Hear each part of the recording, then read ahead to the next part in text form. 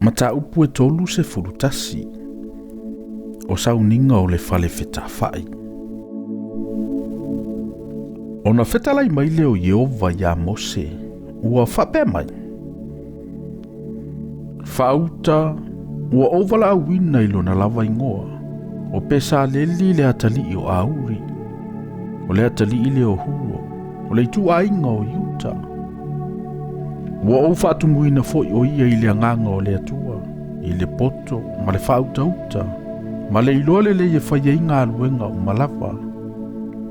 Ina ia mawhauwhau o ia inga aluenga whaingata.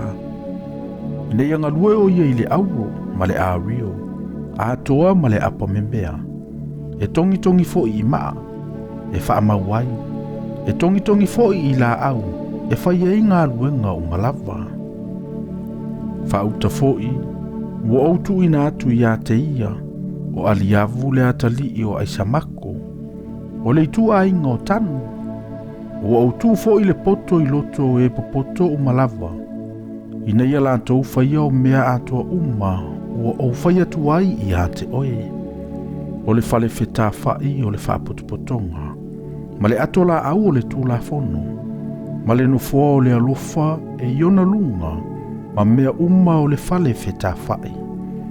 O le lao ai mana mea uma, o le tunga ala me pa auro le lei mana mea uma, ma le fata e muai mea manongi, o le fata e whai taulanga mu, mana mea uma lava, o le taelenga malona tūlanga, ma ia o mea e whaa i tapua inga, ma ofu saa o le osi taulanga o arona, o ofu foi o natali e whai le whaiva o si taulanga, o le ufo i e wha uai, ma le mea manongi le lei e mu mo le mea pa ia, wha pei o mea uma ua au whaia tuai i a te oe, ia latu whaia lava.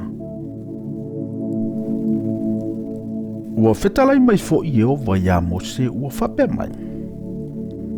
Ia e whai atu i le whanaunga Israelu, ia whapea antu i ai. Tau te tausi lava i o usapati, a wao le whailonga le ia te au ma outou, e o ia outou tu pulanga amuli, ina ia ilo ai, o au nei o Yehova, o le whaapa ia ina outou. I outou tausi i le sapati, a wae pa ia lava ia te outou, o le na te solia, ia fasi o tia lava o ia, a waa i se tasi e whaia i se ngā ruenga, ia wawai e se ina lea ilo nanu. E ono aso e whaia i ngā ruenga, a o le aso fitu o le sapati lea e malolo ai, e pa ia i a Yehova, ai se tasi e whaia i sana ngā ruenga i le aso sapati, e fasi o tia lava o ia. Ia tausi e le whanaunga Israelu i le sapati, e whaima sapati a o tautu pulanga amuli, o le Feagaiga e whaavavau. O le whailonga lea e whaavavau ia te au, a toa ma le whanaunga Israelu. A wao aso e ono, na whaia i Yehova le langi a toa ma le larolangi.